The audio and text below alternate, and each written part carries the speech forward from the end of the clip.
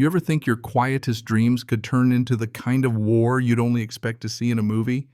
Because that's what happened to me right here in the Colorado hills, where I thought all I'd have to worry about was fixing fences and chasing off the occasional raccoon.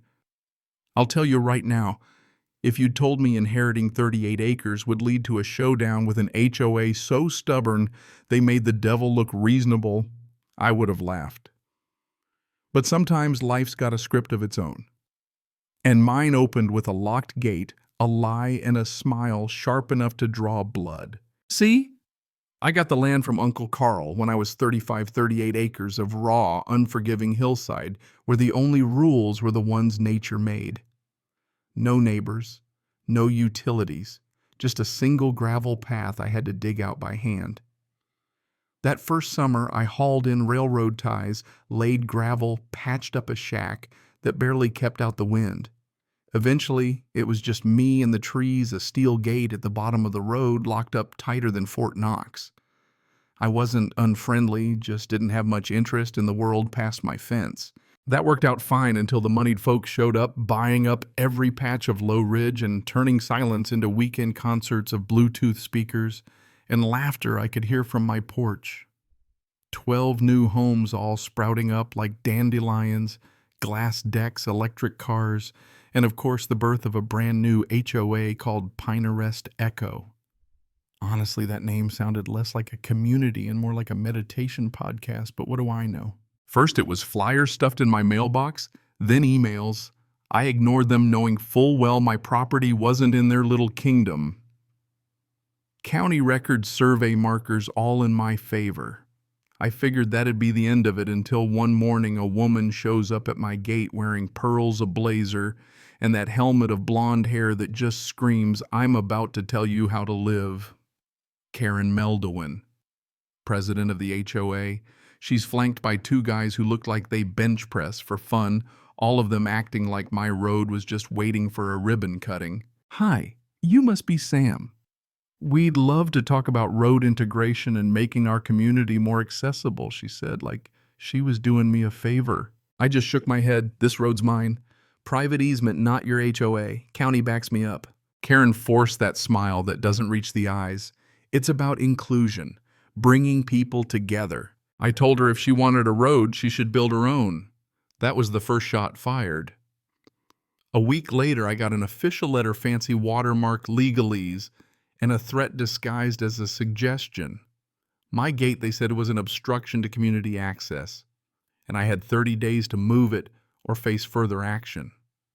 Signed, of course, by Karen. I called my lawyer, Frank, before I even finished my coffee. By noon, we sent out formal notices, county office, zoning committee, everyone who mattered. Notarized, backed by every scrap of paperwork and survey we could find. I even uploaded everything to the cloud just in case. You know what I mean? When you've built something with your own hands, you don't let anybody just waltz in and take it. But Karen didn't back off. Instead, I got a thicker letter, more legal jargon, more veiled threats. Now my gate was a community barrier, jeopardizing easement harmony. I laughed out loud at that. Then came the invitation to a mediation session at their clubhouse, as if I was going to sit down and hold hands around a campfire. Frank's warning was simple. They're building a case trying to paint you as the bad guy so the county will cave. So we countered with affidavits, surveyor stamps, photos, every bit of proof that this land was mine. I posted a private road non-HOA trespassers will be recorded sign, then added another camera and motion light just to be petty.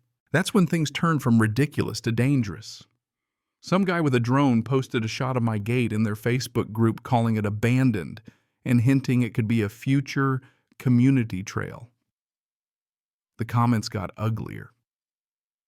Then I started getting mail from a consulting company with fake development plans, my land colored green labeled undergoing transition to semi-public access.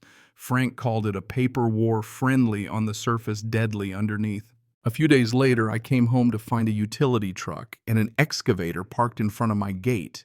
3 guys in reflective vests were digging a trench, claiming they were laying conduit for the HOA's development plan, waving a work order like it was the Constitution. I got in their faces, told them they were trespassing, demanded they leave, started filming. One guy said Karen sent them. I called the sheriff, who showed up fast, took one look at the fake paperwork, and told the crew to pack up before charges started flying. Karen showed up too, still playing innocent, acting like I was blocking progress for everyone's benefit. But the sheriff wasn't having it, handed her the deed, told her flat out, "This is private." Her face twitched just for a second before she stormed off, wheels spinning in the dirt. But she wasn't finished. The next morning, I was fixing a fence when two deputies pulled up, guns visible, asking if I'd threatened anyone with a firearm. Turns out Karen had called 911 claiming I'd threatened her workers. I showed them my open carry permit, my ID, even the camera footage, nothing but me, my tools, and a squirrel. They wrote it up as a false report but warned me, "Keep the cameras rolling, get your lawyer on speed dial." That night, I set up motion alerts and backed up every second of footage. Good thing, too, because a few days later, I caught someone trying to break into my gate panel at midnight. Two people, one was Karen, clear as day, caught on camera with her muscle trying to mess with the wiring. I sent everything to Frank, and by morning we'd filed a criminal complaint, sabotage, conspiracy, you name it. If you thought that'd slow them down, you'd be wrong. I got a county letter, looked official, but inside was a fake zoning map marking my land as pending reassignment and showing a new access corridor right through my property, signed by a so-called survey engineer who didn't exist. That was the twist right there.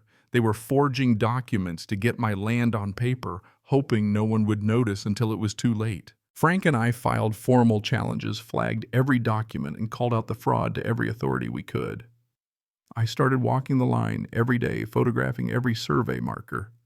But then I decided, why not take it public? I printed flyers, "Private property under attack."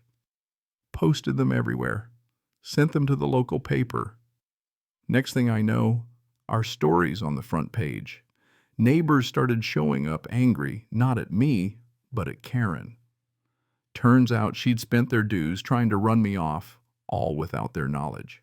That's when I met Nick, ex-Marine, built like a log splitter. He brought HOA Financial 17 grand for infrastructure resolution, legal bills, sabotage, all coming out of their pockets. Then a leak hit the news, internal HOA emails, Karen writing, "If we control the access road, the rest will fall into place. Roland is the only variable left." Yeah, that happened. Now even the HOA board was turning on her. Soon enough, we're in court. Karen, gray suit, stone-faced, her lawyer sweating through his tie. The judge listened as Frank laid out the evidence, fake maps, video of the midnight break-in, false 911 calls, the whole ugly mess. Even Curtis, the vice president, turned on Karen, admitting under oath she'd acted alone, spent HOA money without consent, and tried to rewrite property lines with lies. The judge didn't raise his voice, just called it what it was, a pattern of intimidation, fraud, and abuse of power. He issued an injunction, barred the HOA from touching my land, referred the whole mess to the DA for a criminal investigation, and strongly suggested Karen find a good lawyer. By the end of the week, the HOA voted her out. 86% wanted her gone. She sold her house, left town, and the board was dissolved. That's how fast the tide can turn when the truth comes out. But I didn't take any chances. I reinforced the gate with concrete ballards wired in a tamper switch that'd ping me and Frank if anyone so much as sneezed on it, and put up a granite marker.